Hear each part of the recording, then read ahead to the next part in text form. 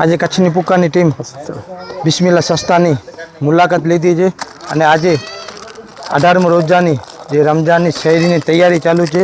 અત્યારે 2:30 વાગ્યા છે અને બિસ્મિલ્લા સંસ્થાની જે સમગ્ર ટીમ જે પોતાની ટિફિન પહોંચાડવાની જે પેકિંગ કરી રહ્યા છે, ત્યારે પ્રમુખ અને જે મહેમાનો આવેલા છે અને તેમજ કાર્યકરો ટિફિન પેક કરી રહ્યા છે.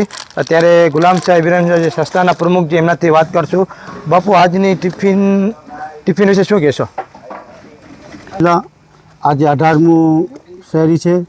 તમે જોઈ શકો છો રોજની માફક આજે પણ જેમ રાબેતા મુજબ આજે મિક્સ બકાલો બનાવ્યો છે, રોટી છે, છાશ છે, 3 આઈટમ આપીએ છીએ રોજાતાઓને.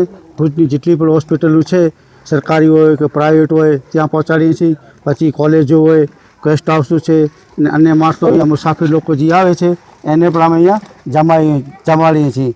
ને અલ્લાહનો કરમ છે ભાઈ, ને અમારી મુલાકાત માટે જોઈ શકીએ છીએ કે આ હમદર્દ માણસ છે. જો ઠેઠ અબડાસાથી આવ્યા છે. ત્યાંથી અબ્દુલભાઈ છે, અબડાસા ધનાવાડાથી. આ આપણા સલેમાનભાઈ છે, ભુજના છે, એ આવ્યા છે. એક લાગણી છે કે ભાઈ હાલો આપણે પણ આ લોકો ભેગા આપણે પણ સાથ દઈએ. સાથ આવ્યા છે મહેનત માટે કે રોજાતાઓને સવારના અમે પણ શહેરીમાં અમારો પણ કાંઈ હિસ્સો લાગે. તેવી રીતે બીજા ભાઈઓથી પણ રિક્વેસ્ટ છે, એ પણ લોકો આવે, અમારો સાથ દે, બધી રીતે ભાઈ મહેનતમાં સાથ દે. ડોનેશનની પણ જરૂર હોય છે. આ રોજ 15,000 થી 16,000 રૂપિયાનો ખર્ચો છે.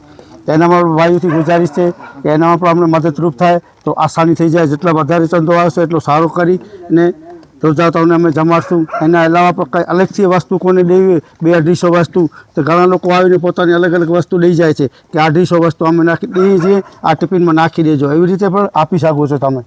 આ સંસ્થા દાતાના સહયોગથી ચાલે છે અને ખાસ કરીને આપ મરહુમોના હિસાલે સાહેબ અથવા આપને પણ અમારી જે 3 વસ્તુ છે, સંસ્થાની 3 વસ્તુ હોય છે, એના સિવાય આપને કોઈ પણ વસ્તુ મીઠાઈ હોય કે એના સિવાય કાંઈ પણ વસ્તુ હોય આપવી હોય તો સંસ્થાના પ્રમુખને સંપર્ક કરી શકો છો. અને ત્યારે ખાસ કરીને સંસ્થાની અલગ અલગ લોકો મુલાકાત લેતા હોય છે. ત્યારે આજે સંસ્થાની મુલાકાતે અબડાસાથી આવ્યા છે. શું નામ આપનું? મારું નામ અબ્દુલ અમીન છે. ને સંસ્થા અહીં સારું કામ કરે છે, બધું સારું રહે છે. અલ્લાહ દેવો તમસે.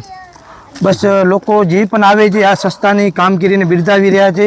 અને ખાસ કરીને પ્રમુખનો પણ એક આહ્વાન છે કે આપ પણ આવો અને સંસ્થાની મુલાકાત લો અને આપ પણ તન મન ધનથી સંસ્થાને સપોર્ટ કરો.